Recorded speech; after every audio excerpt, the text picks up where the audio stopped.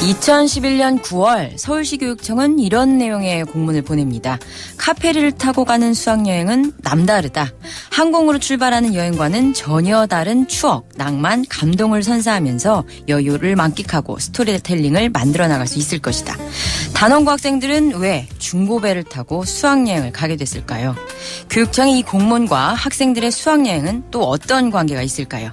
세월호 참사 100일을 넘어선 지금 경제학자인 우석훈 박사는 세월호를 탄생시킨 수많은 이해관계들의 연결망을 봅니다. 이 사건 자체를 우발적인 것으로 보지 않는 거죠. 도대체 어떤 것들이 만나서 세월호 사고를 불러왔는지 직접 한번 이야기 들어보겠습니다.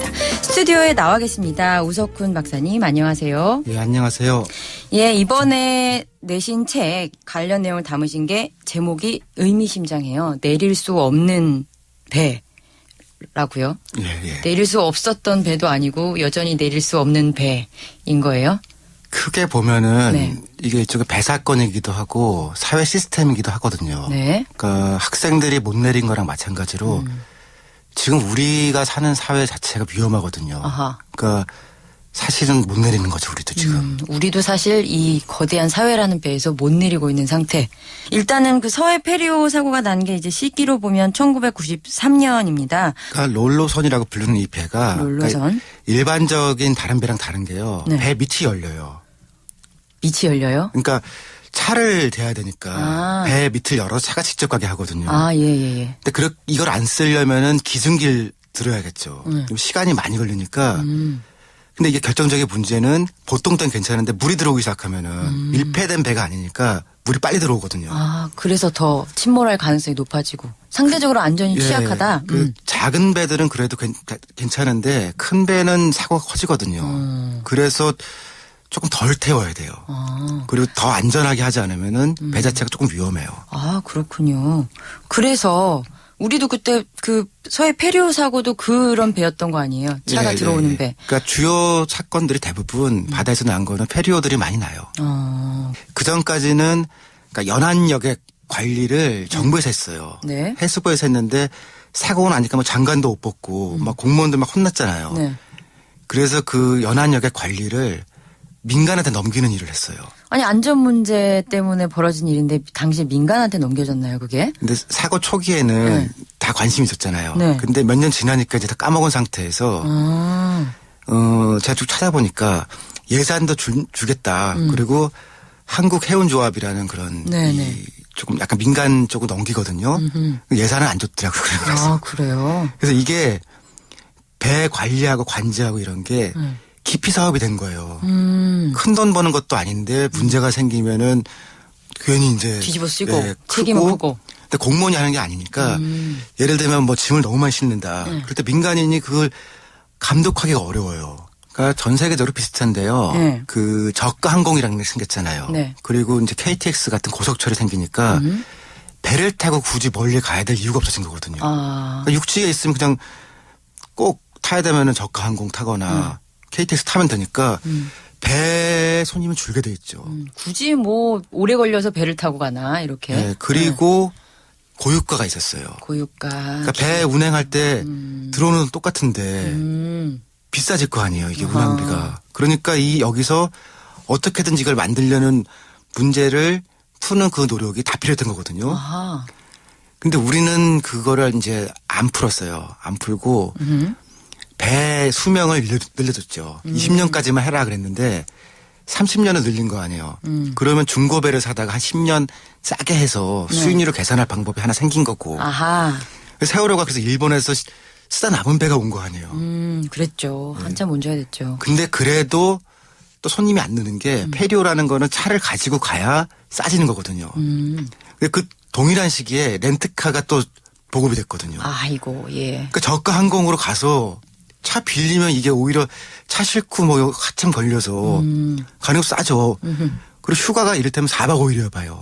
그럼 배 타고 앞뒤로 빼지고 나면은 이틀 남는데요. 없잖아요. 그러니까 이게 생각했던 것처럼 상업성이 없는 거예요.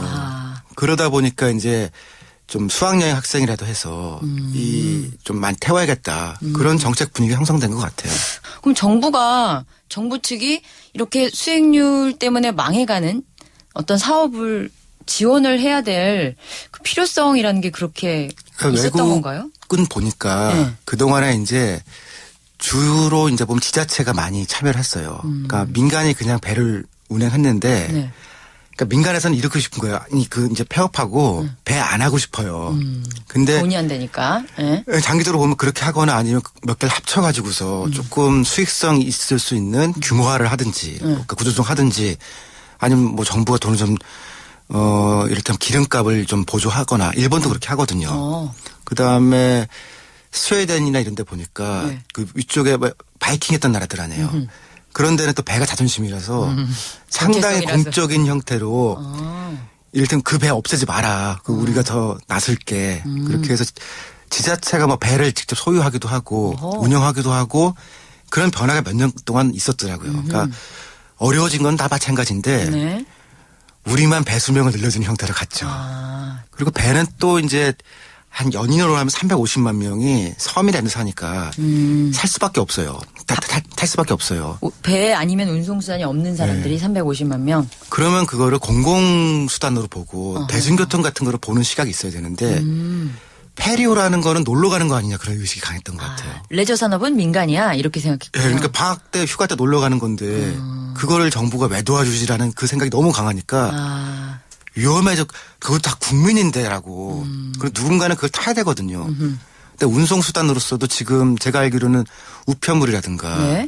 뭐 생수라든가 이런 것들은 원래 글로 갔거든요. 그러니까 필수 산업시설 같은 건데 그렇게는 대체가 안 했던 것 같아요. 그게 벌써 그 페리오 사고 93년이니까 뭐 30년 가까이 지금 이 한 상황이 20년 된 건데 20년 가까이 이런 상황이 문제는 한 2000년, 2011년쯤에 네. 이제 연안역에 문제가 생겼다라는 거를 네. 안 거 아니에요. 근데 그걸 이제 수학여행을 활성화시킨다 이런 식으로 푸는 게 아니고 산업 문제는 산업 논리로 풀어서 일단 보조금이 필요한 거냐 아니면 공공성을 강화하는 게 필요한 거냐 네. 아니면 뭐 더 큰 회사가 차라리 대기업이 이거 책임지고 운행하라고 하든지 조선업이 한국이 거의 세계 최고잖아요. 아 우리나라 조선업 최고라고 항상 자랑하던데. 근데 거기는 큰 배를 만들거든요. 예. 페리오가 아니고. 그러니까 이를테면 몇십만 ton, 뭐 세계 최대 유조선. 그러니까 이런 지금 이 세월호 같은 게 한 7,000톤 되거든요. 네. 이런 작은 배는 잘 안 만들어요. 그러면은 조금 더 공용화시키든지 아니 정부가 수요 관리를 좀 해서 작은 도크 하나 만드는 돈은 정부가 주겠다. 그러니까 우리도 좀 새 배 타고 다시 그 대신에 당시 기간 산업하는 거니까 지원을 주겠다. 이렇게 하면 되잖아요.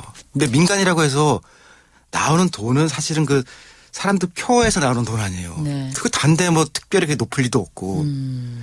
높인다고 해도요. 네. 지금 비행기가 이렇게 저가 항공이 있잖아요. 예, 예. 그 사이에 페리오 돈이 들어가거든요.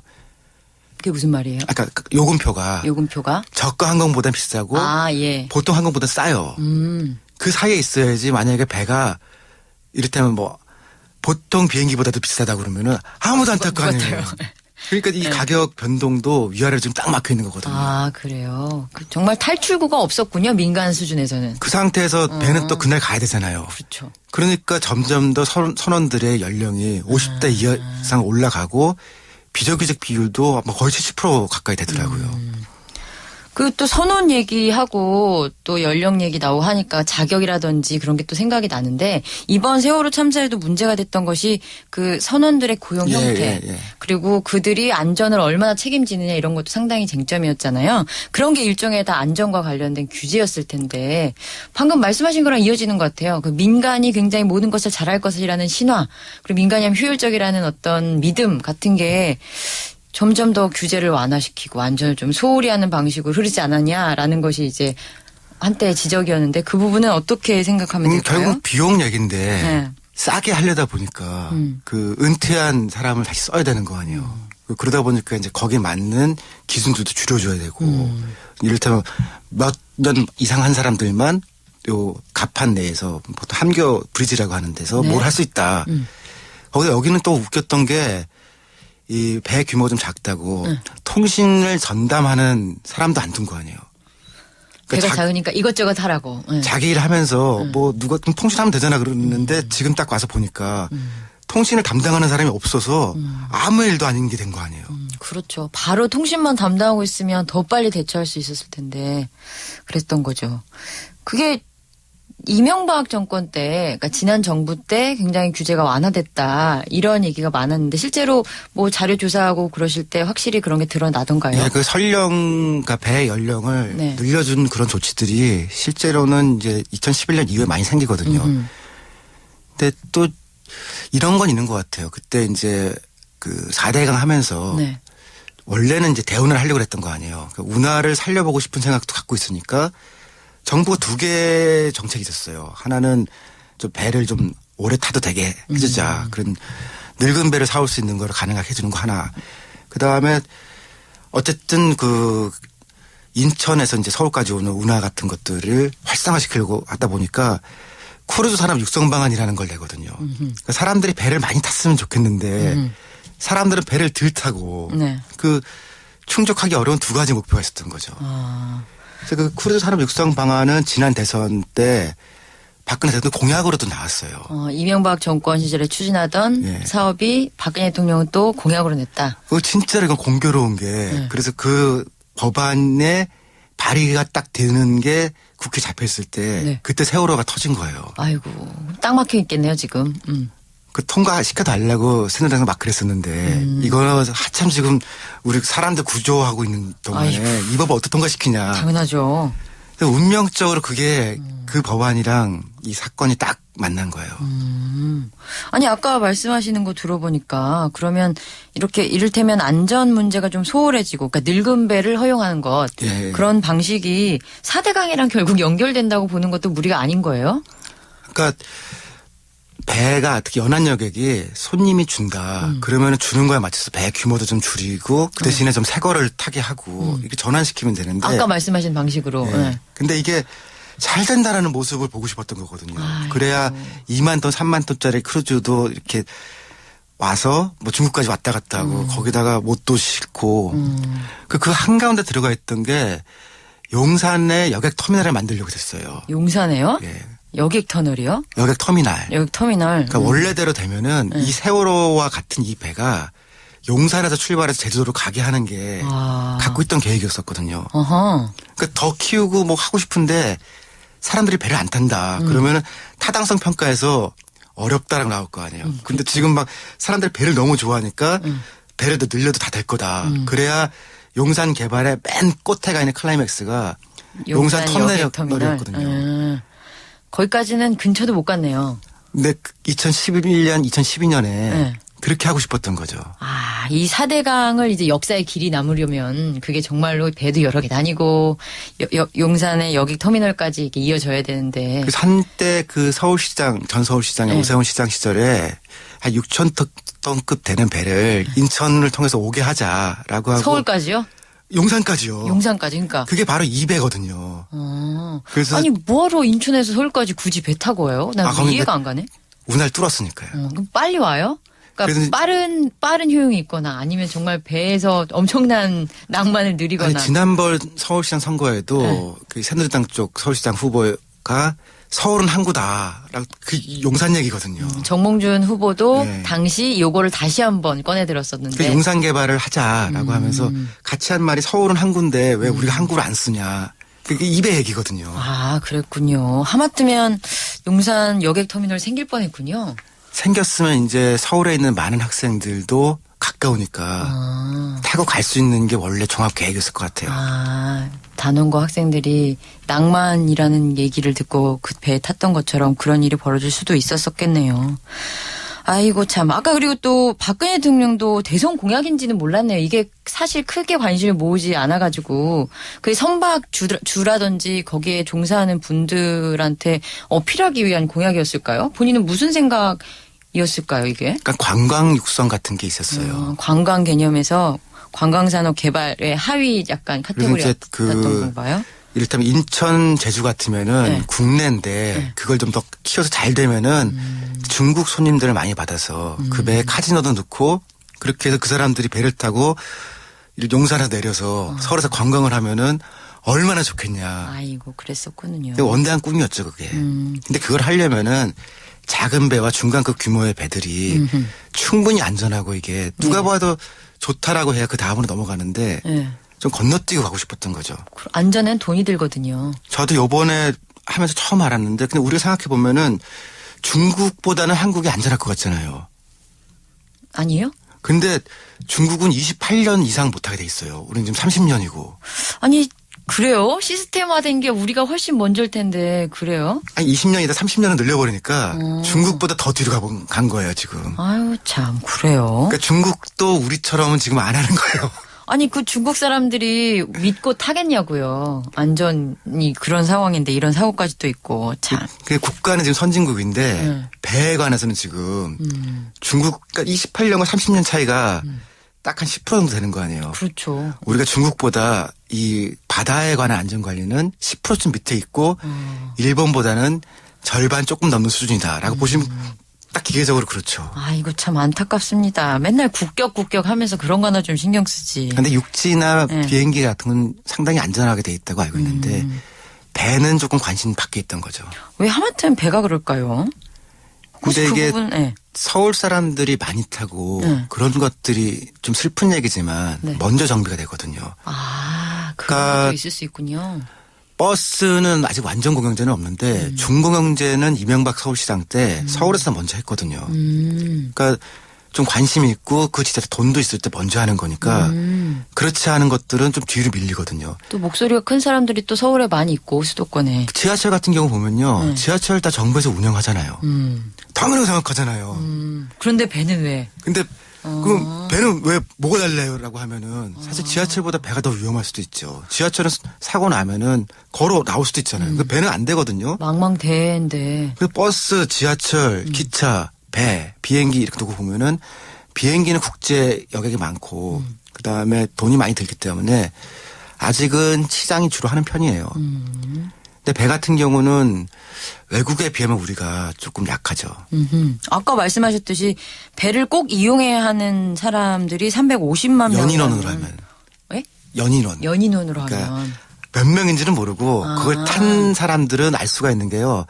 그 지금 섬이나 이런 데 잘 안 가려고 하는 배는 예. 보조금을 한 뭐 4억 5억씩 주거든요. 그거는 통계 잡을 수가 있죠. 아, 그걸로 나오는 수치군요. 그럼 지금 이런 연인원 예. 기준 350명, 50만 명. 50만 명.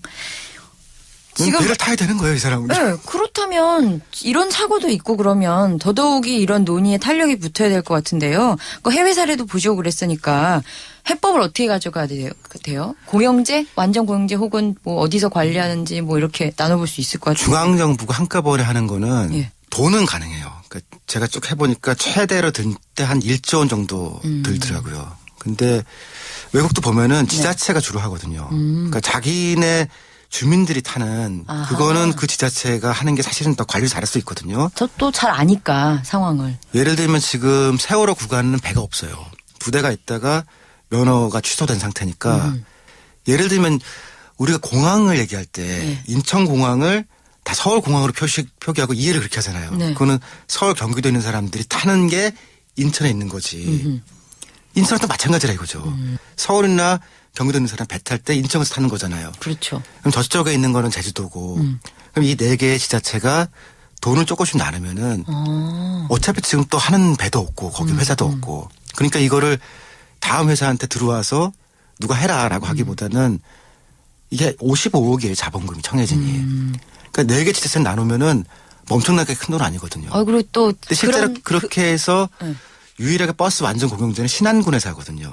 6년 걸렸는데 그렇게 했어요. 그러니까 안 될 때는 먼저 받고 기준을 강화시켜 나가다 보니까 그냥 넘기고 하면서 됐죠. 그 맨땅에 헤딩도 아니고 나름대로 선례가 있으면 충분히 가능성이 있는 얘기네요. 근데 지금 이게 뭐 국회에서라든지 뭐 제도권에서 논의가 되고 있나요? 약간 유병원에만 집중되어 있는 느낌이 많이 들어서 요즘에는. 예, 버스에 대해서는 꽤 논의가 됐었는데 네. 뭐 다를 게 없거든요. 버스의 연장선 위에서 요즘 국회에서 최근에는 이제 산업적 해법을 찾아보자 네. 그런 논의들이 있는 걸로 알고 있어요. 아, 그렇습니까? 그러니까 안전이라는 거는 굉장히 사회적이고 문화적인 거잖아요. 네. 근데 그 밑에 깔린 거는 경제인데 경제야말로 산업 논리 아니에요. 그렇죠. 그러니까 저는 상당히 긴 기간 동안에 정부와 그 각 민간 회사가 공존하는 거 가능할 것 같거든요. 그 스코틀랜드나 스웨덴 뭐 덴마크 이런 데 다 그렇게 해요. 민간이 자기가 하고 싶다 그런 데는 하고 철수한 데는 지자체에서 배도 사고 그렇게 해서 들어가거든요. 그러니까 어차피 지금 저가 항공 있고 기름값도 비싸고 그래서 민간 혼자 하기가 어려워요. 그렇군요. 그다음에 제주, 인천이 오랫동안 이게 황금 구간이라고 그랬다고 하더라고요. 그래요? 제일 돈을 잘 벌 때인데 네. 저희가 지금 청해진 사건을 보면은 여기도 이거 자체는 돈 벌기 어렵다는 거 아니에요. 제일 잘 벌리는 구간이라는 것조차도. 이게 전통적인 황금 구간인데도 어려우니까 이거는 조금 꼭 필요한 배를 네. 공공이 확보해 주겠다. 지금 패러다임은 그렇게 가더라고요. 21세기는. 그럼 만약에 이걸 그대로 놔둔다면 아까 말씀했듯이 그 황금 구간조차도 돈을 못 버는 지경이니 수익률 악화에 따른 어떤 해소 방법으로 점점 더 무리하게 될 것이고 무리의 가장 기초는 또 안전 부분을 포기하는 그러니까 방식이고. 과적 같은 거를 네. 하는데 과적을 못하게 하면은 그러면 이제 승무원 월급을 깎겠죠. 그래서 지금 비정규직이라도 그래도 조금 나은 상태라고 하는 게요. 이게 파견은 아니거든요. 그러니까 그 회사랑 직접 계약을 한 거 아니에요. 근데 이제 더 어려워지면 이제 파견직을 받겠죠. 그러면 더더욱 자격이라든지 경력이 없는 분들이 오실 가능성이 이렇다면 크겠네요. 이런 거 아니에요. 네. 요번에 제주도 가는데 저 두 분만 보내주세요. 그러죠. 그렇게 파견 받기 시작하면 이거는 진짜로 답 없는 거거든요. 끔찍하네요. 그런 방법, 지금 현실을 어떻게 대처하기 위한 방법, 완전 공영제에 대한 얘기를 해주셨고요. 배가 돈이 없으면은 네. 뭘 더 싫든지 뭐 덜 쓰든지 그러다 보니까 지금 이제 조명 그러니까 구명조끼나 이런 것들이 다 낡았다는 거 아니에요. 그렇죠. 그 기준을 지금도 있어요. 주기적으로 정비하고 하게 돼 있는데 돈이 없으니까 누군 강제하지 않으면 안 하게 되죠. 정말 산업적인 논리로 차근차근 접근해가면 충분히 풀릴 수 있는 문제네요. 네, 알겠습니다. 여기까지 듣겠습니다. 내릴 수 없는 배 우석훈 박사님과 얘기 나눠봤습니다. 감사합니다. 예, 고맙습니다.